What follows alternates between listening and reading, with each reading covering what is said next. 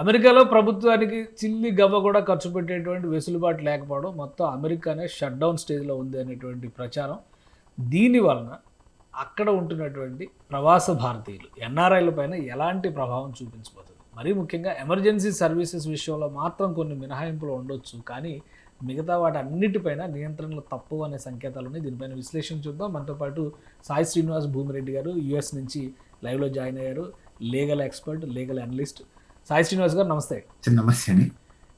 ఏం జరుగుతుంది అమెరికాలో? ఈ షట్ డౌన్ అనగానే ఆల్రెడీ మనం చూస్తున్నాము, ఎమర్జెన్సీ సర్వీసెస్ మాత్రమే ఇస్తారు. అలానే డబ్బులు లేకుండా, జీతం లేకుండా పనిచేయడానికి అమెరికన్ గవర్నమెంట్లో ప్రిపేర్ అయిన వాళ్ళు మాత్రమే కొలువులో ఉండే అవకాశం ఉంటుంది అంటున్నారు. సో దీని ప్రభావం మన వాళ్ళపైన ఎలా ఉంటుంది? సో అంటే ముఖ్యంగా అంటే దీని ద్వారా సుమారు డైలీ $400 మిలియన్ అనేది నష్టం వస్తుందంటండి. సో ఈ కాంగ్రెస్ సెషన్ అంటే ఇప్పుడు యుఎస్ గవర్నమెంట్ షట్ డౌన్ ద్వారా. అలానే ఇప్పుడు మనకి ఎలా ఎఫెక్ట్ అవుతుంది అంటే, మనం ఆల్రెడీ దీని గురించి అనుకున్నాము. ఈ essential services, non essential services గా డివైడ్ చేస్తారండి. అంటే ఎసెన్షియల్ సర్వీసెస్ మ్యాండేటరీగా వాళ్ళు వర్క్ చేస్తారు. నాన్ ఎసెన్షియల్ సర్వీసెస్ అంటే ఇప్పుడు డిపార్ట్మెంట్ ఆఫ్ లేబర్ కానీ, department of agriculture, department of food, అట్లనే department of the museums and park, ఇవన్నీ ఏం పనిచేయవు. సో దీని ద్వారా మనం ముఖ్యంగా ఈ నాన్ ఇమిగ్రెంట్స్ ఎలా ఎఫెక్ట్ అవుతుంది అంటే, డిపార్ట్మెంట్ ఆఫ్ లేబర్ అనేది మనకు చాలా ఇంపార్టెంట్ అండి. అంటే ఇప్పుడు మనం H1B ఫైల్ చేయాలనుకుంటే దానికి తప్పకుండా LCA అనేది మనం వినిటాం, లేబర్ సర్టిఫైడ్ అప్లికేషన్ అనేది. అది డిపార్ట్మెంట్ ఆఫ్ లేబర్ వాళ్ళు మాత్రమే అది మనకు అప్రూవ్ చేయాలి. మనం H1B ఫైల్ చేయాలంటే, అంటే ఫైల్ చేయకముందు అది తప్పకుండా మ్యాండేటరీగా తీసుకొని రావాలి. అది డిపార్ట్మెంట్ ఆఫ్ లేబర్ పని చేయకపోవడం వల్ల మనకు LCA అనేది అప్రూవ్ కాదు. అంటే LCA అనేది ఇష్యూ కానీ, సర్టిఫైడ్ కానీ ఇవేం కావాలి. దీని ద్వారా H1Bs అనేది ఫైలింగ్స్ అనేది ఆగిపోతుంది. అంటే ముఖ్యంగా దీని ద్వారా ఎఫెక్ట్ అయ్యేది మనం అనుకున్నాం 70% మంది భారతీయులే H1Bs లో ఉన్నారు. వీళ్ళు ఎఫెక్ట్ అయ్యే చాలా ఎక్కువ అవకాశం ఉంది. అంటే ఇది లాంగ్ గా పొడిగిస్తే, అంటే ఇంకా ఒక 30 రోజులు 35 రోజులు ముందుసారి జరిగితే మాత్రం ముఖ్యంగా మనం ఎఫెక్ట్ అయ్యే ఛాన్స్ ఉందండి దీని ద్వారా. కానీ ఇప్పుడు అసలు స్టేటస్ ఏంటి? ఇప్పుడు ఫస్ట్ డే అయితే స్టార్ట్ అయింది, సరే 2 రోజులు గడిచింది. ఏమైనా పరిస్థితులు సద్దుమణిగే విధంగా ఉన్నాయా? లేదా ఈ పార్టీలు, ఏ పార్టీకి ఆ పార్టీ మొండిపట్టుతో ముందుకెళ్తే ప్రజలు మునిగిపోయే పరిస్థితి వస్తుంది కదా. ఏ దేశం ప్రజలైనా కానీ ఇబ్బంది పడేటువంటి పరిస్థితి ఉంటుంది. కాబట్టి అసలు ఏవైనా పరిస్థితులు చల్లబడినట్టు కానీ, చక్కబడేటువంటి అవకాశాలు కానీ ఉన్నాయా? ఈ రోజు వరకు అయితే ఎక్కడే కానీ కనపడడం లేదండి. ఈ రోజు థర్డ్ డే నడుస్తుంది కాబట్టి ఎక్కడే కానీ అంటే దాని గురించి డిస్కషన్స్ కానీ, బైపార్టిషన్ గా ఏదైనా అగ్రిమెంట్కి వచ్చినట్టు కూడా ఎక్కడ కనపడడం లేదు. So but I'm pretty sure, like అంటే లాస్ట్ టైం జరిగిన 35 రోజులు కాకుండా ఏదో ఒక మధ్యలో అగ్రిమెంట్కి వచ్చే అవకాశం అయితే ఉందని అయితే మనకు అర్థమవుతుంది. అంటే ఎందుకంటే ఫండింగ్ అనేది లేకపోయినా అనుకో చాలా డిపార్ట్మెంట్స్ అనేది ఇబ్బంది పడిపోతారని వాళ్ళకి క్లియర్ ఇన్ఫర్మేషన్ ఉంది కాబట్టి. సో బట్ కొంచెం అగ్రిమెంట్కి వచ్చే అవకాశం ఉంది. బట్ ఇట్ కొన్న కంటిన్యూ మినిమం ఆఫ్ లైక్ ఇంకొక 4-5 days వరకు అయితే కంటిన్యూ అయితే అవకాశం ఉందండి దీని ద్వారా.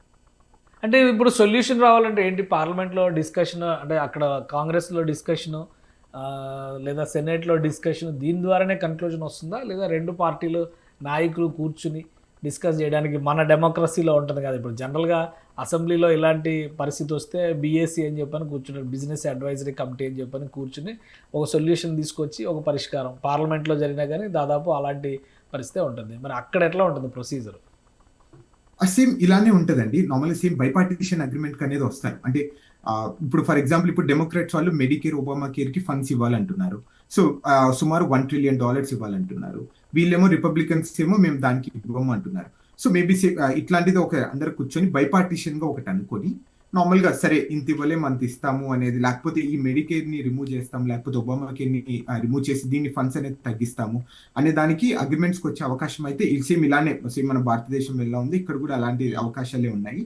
అండ్ ఇన్ని రోజులు యుఎస్ గవర్నమెంట్ ఎందుకు షట్ డౌన్ కాలేదు October 1st అంటే ఈ బైపార్టిషన్ అగ్రిమెంట్ జరిగాయి కాబట్టి వీళ్ళు షట్ డౌన్ కాలేదు. ఈ రోజు జరగలేదు కాబట్టి ఇది ఈ రోజు పరిస్థితి ఎట్లా ఉంది. ఓకే. ఇప్పుడు ప్రాబ్లమ్స్ అన్నింటినీ పక్కన పెట్టేసి మరి డొనాల్డ్ ట్రంప్ గారు అంతర్జాతీయ రాజకీయాలపైన ఎక్కువ ఫోకస్ పెడుతున్నట్టున్నారు. మళ్ళీ చైనాతో బిజినెస్ ట్రీటీ గురించి డిస్కషన్స్లో వాటిలో ఉన్నట్టున్నారు. సో మిగతా ఫంక్షనింగ్ అంతా యథావిధిగా జరుగుతూ ఉంటుందా, లేదా ఇబ్బంది పడేటువంటి పరిస్థితి ఉందా? ఎక్కడే కానీ నార్మల్గా మనకు దేశానికి కావాల్సిన అత్యవసర సర్వీసెస్ మాత్రం ఎక్కడే కానీ ఆగిపోవండి. నార్మల్గా కంట్రీ అనేది యథాతథిగా వర్క్ అవుతూనే ఉంటుంది. కానీ కొన్ని డిపార్ట్మెంట్స్ లో మాత్రము వర్క్ స్లో చేస్తారు అంతే.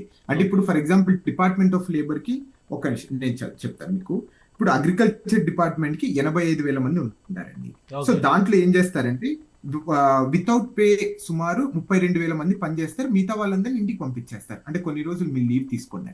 అంటే నార్మల్గా 85,000 మంది పనిచేసేదాన్ని 30,000 మందికి అంటే వర్క్ అనేది ఎంత స్లో అవుతుంది అలా తప్ప ఇక్కడ మనం ఏదే కానీ ఆలోచించాల్సిన అవసరం లేదు. అంటే ఇది లాంగర్ టర్మ్ లోకి వెళ్ళిపోయే కొద్ది కొంచెం ఇబ్బంది పడిపోతుంటారు అంటే సర్వీసెస్ రావడానికి. అంటే ఇదే ఒక అవకాశంగా తీసుకుని మరి డొనాల్డ్ ట్రంప్ ప్రభుత్వం కూడా ఉద్యోగాలను తగ్గిస్తామని చెప్పని కోత తప్పదని అంటున్నారు కదా, ఆ దిశగా ఏమైనా చర్యలు తీసుకుంటున్న సంకేతాలు ఉన్నాయా? ఇప్పుడైతే ప్రస్తుతానికైతే ఏం లేదండి. ఇది లాంగ్ టర్మ్ కి వెళ్ళిపోయే కొద్దీ అప్పుడు అవన్నీ మీరు అన్నట్టు లే ఆఫ్స్ కానీ ఉద్యోగాలను రిమూవ్ చేయడం కానీ జరుగుతాయి తప్ప ప్రస్తుతానికైతే ఈ 3-4 రోజులకైతే ఎక్కడేమి ఇబ్బంది ఉండదండి. ఓకే. సో భారతీయులు ఎలా ఎదుర్కోవాలంటే ప్రవాస భారతీయులు అక్కడ ఉంటున్నారు కాబట్టి అక్కడ ఉన్న వాళ్ళు కానీ లేదా అక్కడ కూడా మళ్ళీ ఏమైనా వేరియేషన్ ఉంటుందా? ఇప్పుడు సిటిజన్షిప్ ఉన్న వాళ్ళకి ఒకలాగా, సిటిజన్షిప్ లేని వాళ్ళు ఒకలాగా ఇబ్బంది పడేటువంటి ముఖ్యంగా స్టూడెంట్ కమ్యూనిటీ ఏమైనా ఇబ్బంది పడే పరిస్థితి ఉంటుందా? అంటే దీని ద్వారా అయితే మనం అయితే ఏమి ఎక్కువ ఎఫెక్ట్ ఏం కామండి. అంటే జనరల్ గా స్టూడెంట్స్ మీరు అంటున్నారు కాబట్టి ఇప్పుడు డిపార్ట్మెంట్ ఆఫ్ ఎడ్యుకేషన్ నుండి ఫెడరల్ గవర్నమెంట్ నుండి ఫండ్స్ వస్తాయండి. అంటే పిహెచ్డి చేసిన వాళ్ళు కానీ రీసెర్చర్స్ కానీ వీళ్ళకు ఏమన్నా ఫండింగ్ ఆగిపోయే అవకాశం ఉంటుంది. అంటే కొన్ని రోజులు అట్లీస్ట్ ఈ కొన్ని రోజులు వాళ్ళు కొంచెం సస్టైన్ కావాలి. సో ప్రిపేర్ అయి ఉండాలి. ఆ డిలే ప్రిపేర్ అయి ఉండాలి. అంటే దేర్ ఆర్ మెనీ ఛాన్సెస్ కదా, అది పర్మనెంట్ గా కూడా క్లోజ్ చేయొచ్చు. అంటే వీళ్ళు వద్దు ఇది అది అవసరం లేదు అంటే ఈ షట్ డౌన్ టైంలోనే కదా వాళ్ళందరికీ చాలా ఎక్కువ ఆలోచనలు అనేది వస్తాయి. అంటే ఎక్కడెక్కడ మనం కాస్ట్ కట్ చేయొచ్చు అని. ఇది ఒకవేళ పర్మనెంట్ గా కాస్ట్ కట్ చేస్తే మాత్రం చాలా ఇబ్బంది పడిపోతుంది. ఓకే. ఈ ఎన్ఆర్ఐస్ అక్కడ రెసిడెంట్ ఎన్ఆర్ఐస్ గా మారిపోయినాడు, అక్కడ రెసిడెంట్స్ గా మారిపోయినటువంటి ఎన్ఆర్ఐస్ ఉంటారు కదా, సిటిజన్షిప్ వచ్చిన వాళ్ళు అట్లాంటి వాళ్ళ మీద కానీ వాళ్ళు నిర్వహిస్తున్నటువంటి కంపెనీల పైన ఏమైనా ప్రభావం చూపించే అవకాశం ఉంటుందా?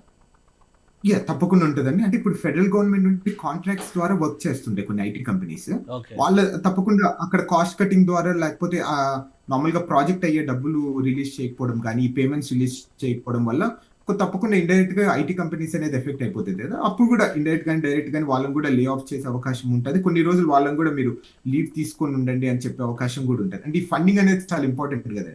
అంటే one of the IT companies కి చాలా ముఖ్యంగా ఫెడరల్ గవర్నమెంట్ నుంచి ఫండ్స్ ద్వారానే చాలా కంపెనీస్ నడుస్తున్నాయి, చాలా కాంట్రాక్ట్స్ ప్రాజెక్ట్స్ కానీ నడుస్తున్నాయి. దీని ద్వారా ఇది కర్టెల్ అయిపోతుంది. అంటే ఇప్పుడు పెద్ద పెద్ద ఎయిర్పోర్ట్స్ కడుతున్నా కానీ రోడ్స్ కడుతున్నా కానీ ఏదైతే ఫెడరల్ గవర్నమెంట్ ద్వారా వస్తుందో ఇవన్నీ ఆగిపోతాయి కన్స్ట్రక్షన్ వర్కర్స్. సో దీని ద్వారా డైరెక్ట్ ఇండైరెక్ట్ గా మళ్ళీ మనమే ఎఫెక్ట్ అయిపోతుంది. అంటే ఆ సర్కిల్ లో ఉంటాం.